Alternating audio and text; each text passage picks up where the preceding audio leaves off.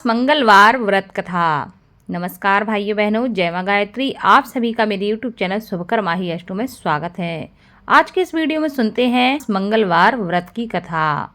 व्यास जी ने कहा, एक बार नैमिषारण्य तीर्थ में 80,000 मुनि एकत्र होकर पुराणों के ज्ञाता श्री सूत जी से पूछने लगे कि हे महामुने, आपने हमें अनेक पुराणों की कथाएं सुनाई हैं। अब कृपया करके हमें ऐसा व्रत और कथा बताएं जिसके करने से संतान की प्राप्ति हो तथा मनुष्यों के रोग, शोक, अग्नि, सर्व दुख आदि भय दूर हो जाएं, क्योंकि कलयुग में सभी जीवों की आयु बहुत कम है। फिर इस पर उन्हें रोग चिंता के कष्ट लगे रहेंगे तो फिर वह श्री हरि के चरणों में अपना ध्यान कैसे लगा पाएंगे। श्री सूत जी कहने लगे कि हे मुनियों, आपने लोक कल्याण के लिए बहुत ही उत्तम बात पूछी है। एक बार युधिष्ठिर ने भगवान श्री कृष्ण से लोक कल्याण के लिए यही प्रश्न किया था। भगवान श्री कृष्ण और युधिष्ठिर का संवाद तुम्हारे सामने मैं कहता हूँ, सो उसे तुम ध्यानपूर्वक सुनो। एक समय पांडवों की सभा में कृष्ण जी बैठे हुए थे। तब युधिष्ठिर ने भगवान श्री कृष्ण से पूछा कि हे प्रभु, हे गोविंद, आपने मेरे लिए अनेकों कथाएं सुनाई हैं। आज आप कृपा करके ऐसा व्रत या कथा बताएं जिसके करने से मनुष्य के रोग और चिंता, भय जैसी समस्याएं समाप्त हो जाएं, और जिनको संतान नहीं है उनको संतान सुख की प्राप्ति हो। हे प्रभु, बिना पुत्र के जीवन व्यर्थ है। पुत्र के बिना मनुष्य नरकगामी होता है। पुत्र के बिना मनुष्य पितृ से छुटकारा नहीं पा सकता और ना ही उसका पुनंग नामक नरक से उद्धार हो सकता है। अतः पुत्रदायक व्रत बताएं। तब भगवान श्री कृष्ण कहने लगे कि हे राजन, मैं एक प्राचीन इतिहास तुम्हें सुनाता हूँ, आप उसे ध्यानपूर्वक सुनो। कुंडलपुर नामक एक नगर था। उसमें नंदा नामक एक ब्राह्मण रहता था। भगवान की कृपा से उसके पास सब कुछ था, फिर भी वह बहुत दुखी रहता था। इसका कारण यह था कि ब्राह्मण की स्त्री सुनंदा के कोई भी संतान नहीं थी। सुनंदा पतिव्रता थी, भक्ति पूर्वक भगवान श्री हनुमान जी की आराधना करती थी। मंगलवार के दिन व्रत करके अंत में भोजन बनाकर हनुमान जी को भोग लगाने के बाद स्वयं भोजन करती थी। एक बार मंगलवार के दिन ब्राह्मणी घर के कार्य की अधिकता के कारण हनुमान जी को भोग लगाना भूल गई, तो इस पर उसे बहुत दुख हुआ। उसने कुछ भी नहीं खाया और अपने मन में प्रण कर लिया कि अब तो अगले मंगलवार को ही हनुमान जी को भोग लगाकर अन्न जल को ग्रहण करूंगी। ब्राह्मणी सुनंदा प्रतिदिन भोजन बनाती, श्रद्धा पूर्वक पति को खिलाती, परंतु स्वयं भोजन नहीं करती और मन ही मन हनुमान जी की आराधना करती रही। इसी प्रकार 6 दिन बीत गए और ब्राह्मणी सुनंदा अपने निश्चय के अनुसार भूखी प्यासी निराहार रही। अगले मंगलवार को ब्राह्मणी सुनंदा प्रातः काल ही बेहोश होकर गिर पड़ी।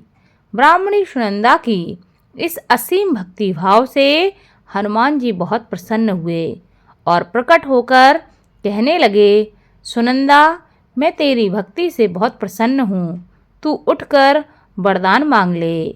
सुनंदा अपने आराध्य देव को देखकर आनंदता की अधिकता से बेहल हो उठी। हनुमान जी के चरणों में गिरकर कहने लगी कि हे प्रभु, मेरी कोई संतान नहीं है, कृपया करके मुझे संतान प्राप्ति का आशीर्वाद दें, आपकी अति कृपा होगी। हनुमान जी कहने लगे, तेरी इच्छा अवश्य पूर्ण होगी। तेरे एक कन्या पैदा होगी, उसके अष्टांग प्रतिदिन सोना दिया करेंगे। इस प्रकार कहकर श्री महावीर जी अंतर्ध्यान हो गए। ब्राह्मणी सुनंदा बहुत ही हर्षित हुई और सभी समाचार अपने पति को बताया। ब्राह्मण देव कन्या का वरदान सुनकर मन ही मन बड़े दुखी हुए, परंतु सोना मिलने की बात सुनकर तो बहुत ही प्रसन्न हुए। विचार किया कि ऐसी कन्या के साथ मेरी निर्धनता भी समाप्त हो जाएगी। हनुमान जी की कृपा से वह ब्राह्मणी गर्भवती हो गई और 10वें महीने में उसे बहुत ही सुंदर पुत्री की प्राप्ति हुई। यह बच्ची अपने पिता के घर में ठीक उसी तरह बढ़ने लगी जिस प्रकार शुक्ल पक्ष का चंद्रमा बढ़ता है। 10वें दिन ब्राह्मण ने उस बालिका का नामकरण संस्कार कराया। उसके कुल पुरोहित ने उस बालिका का नाम रत्नावली रखा, क्योंकि यह कन्या सोना प्रदान किया करती थी। इस कन्या ने पूर्व जन्म में बड़े ही विधान से मंगल देव का व्रत किया था। रत्नावली का अष्टांग बहुत सा सोना देता था। उस सोने से नंदा ब्राह्मण बहुत ही धनवान हो गया। वह ब्राह्मणी भी बहुत अभिमान करने लगी। समय व्यतीत होता रहा। अब रत्नावली 10 वर्ष की हो चुकी थी। एक दिन जब नंदा ब्राह्मण प्रसन्न चित्त था, तब सुनंदा ने अपने पति से कहा, मेरी पुत्री रत्नावली विवाह के योग्य हो गई है, अतः आप कोई सुंदर तथा योग्य वर देखकर उसका विवाह कर दें। यह सुन ब्राह्मण कहने लगा, अभी तो रत्नावली बहुत छोटी है। तब ब्राह्मणी कहने लगी, शास्त्रों की आज्ञा है कि कन्या 8वें वर्ष में गौरी और 9वें वर्ष में रोहिणी, 10वें वर्ष में कन्या, इसके पश्चात रजस्वला हो जाती है। गौरी के दान से पाताल लोक की प्राप्ति होती है। रोहिणी के दान से वैकुंठ लोक की प्राप्ति होती है। कन्या के दान से इंद्रलोक में सुखों की प्राप्ति होती है। अगर हे पतिदेव रजस्वला का दान किया जाता है तो घोर नरक की प्राप्ति होती है। इस पर ब्राह्मण कहने लगा, अभी तो रत्नावली मात्र 10 वर्ष की ही है और मैंने तो 16-16 साल की कन्याओं के विवाह कराए हैं, अभी जल्दी ही क्या है। तब ब्राह्मणी सुनंदा कहती है, आपको तो लोभ अधिक हो गया है। लगता है शास्त्रों में कहा गया है कि माता पिता और बड़ा भाई रजस्वला कन्या को देखते हैं तो अवश्य ही नरकगामी होते हैं। तब ब्राह्मण कहने लगा, अच्छी बात है, कल मैं अवश्य ही योग्य वर की तलाश में अपना दूत भेजूंगा। दूसरे दिन ब्राह्मण ने अपने दूत को बुलाया और आज्ञा दी कि जैसे सुंदर मेरी कन्या है वैसा ही सुंदर वर उसके लिए तलाश करो।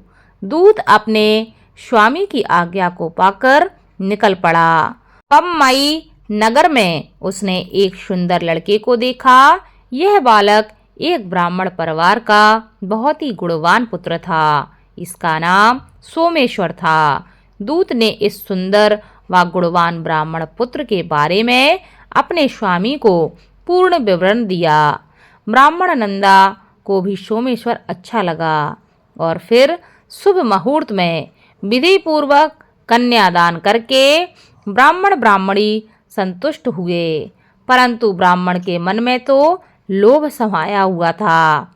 उसने कन्यादान तो कर दिया था, पर वह मन ही मन बहुत ही खिन्न था। उसने विचार किया कि रत्नावली तो अब चली जाएगी और मुझे इससे जो सोना मिलता था वह भी अब नहीं मिलेगा।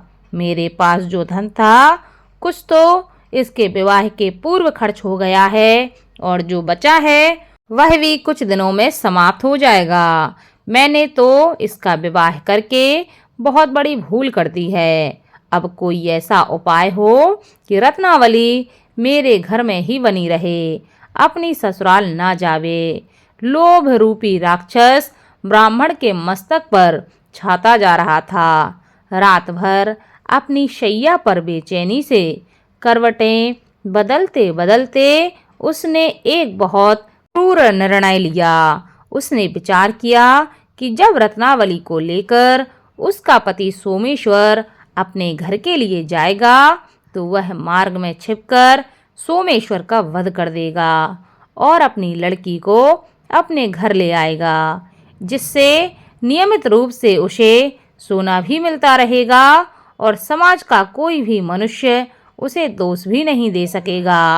प्रातः काल हुआ तो नंदा और सुनंदा ने अपने जमाई तथा लड़की को बहुत सारा धन देकर विदा किया। सोमेश्वर अपनी पत्नी रत्नावली को लेकर ससुराल से अपने घर की तरफ चल दिया। ब्राह्मण नंदा महालोभ के वशीभूत हो अपने मति खो चुका था। पाप और पुण्य को उसने नहीं सोचा। अपने भयानक व क्रूर निर्णय को कार्य रूप देने के लिए उसने अपने दूत को मार्ग में अपने जमाई का वध करने के लिए भेज दिया था, ताकि रत्नावली से प्राप्त होने वाला सोना उसे हमेशा मिलता रहे और वो कभी निर्धन ना हो। ब्राह्मण के दूत ने अपने स्वामी की आज्ञा का पालन करते हुए उसके जमाई सोमेश्वर का मार्ग में वध कर दिया। समाचार प्राप्त कर ब्राह्मण नंदा मार्ग में पहुंचा और रुदन करती हुई पुत्री रत्नावली से बोला कि हे पुत्री, मार्ग में लुटेरों ने तेरे पति का वध कर दिया है। भगवान की इच्छा के आगे किसी का कोई वश नहीं चलता। अब तू घर चल, वहां पर ही रहकर शेष जीवन व्यतीत करना। जो भाग्य में लिखा है वह होकर ही रहता है। अपने पति की अकाल मृत्यु से रत्नावली बहुत दुखी हुई। करुण कुर्दन व रुदन करते हुए अपने पिता से कहने लगी कि हे पिताजी, इस संसार में जिस स्त्री का पति नहीं है उसका जीना व्यर्थ है। मैं अपने पति के साथ ही अपने शरीर को जला दूंगी और सती होकर अपने इस जन्म को, माता पिता के नाम को तथा सास ससुर के यश को सार्थक करूंगी। ब्राह्मण नंदा अपनी पुत्री रत्नावली के वचनों को सुनकर बहुत दुखी हुआ और विचार करने लगा कि मैंने तो व्यर्थ में ही जमाई का वध कर दिया और अपने सर पर पाप ले लिया। रत्नावली तो उसके पीछे अपने प्राण तक देने को तैयार हो गई है। मेरा तो दोनों तरफ से मरण हो गया। धन तो अब मिलेगा नहीं। जमाई वध के पाप के फलस्वरूप यम यातना भी भुगतनी पड़ेगी। यह सोचकर वह मन ही मन बहुत खिन्न होने लगा। सोमेश्वर की चिता बनाई गई।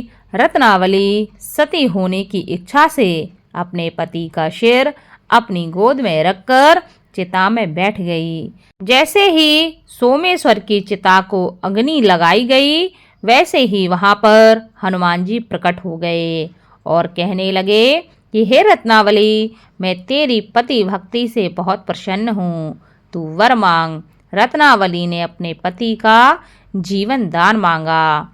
तब हनुमान जी कहने लगे कि हे रत्नावली, तेरा पति अजर है, अमर है, यह महाविद्वान भी होगा और इसके अतिरिक्त तेरी जो भी इच्छा हो वह भी वरदान मांग लो।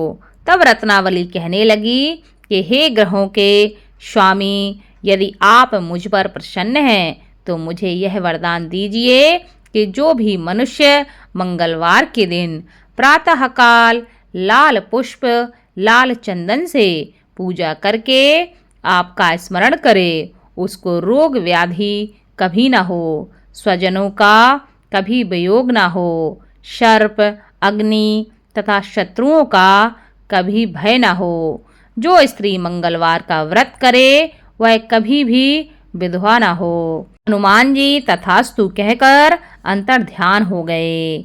सोमेश्वर मंगलदेव की और हनुमान जी की कृपा से जीवित हो उठा। रत्नावली अपने पति को पुनः प्राप्त करके बहुत प्रसन्न हो गई और मंगलदेव और हनुमान जी का व्रत मंगलवार के दिन करके व्रतराज और मंगल देव की कृपा से इस लोक में सुख ऐश्वर्य को भोगते हुए अंत में अपने पति के साथ स्वर्ग लोक को गई। बोलो मंगल देव की जय, बोलो हनुमान जी की जय। इस कथा को ज़्यादा से ज़्यादा शेयर करें ताकि आपके साथ साथ आपके अपने भी भगवान मंगल देव और हनुमान जी की इस कथा को सुन सकें। धन्यवाद।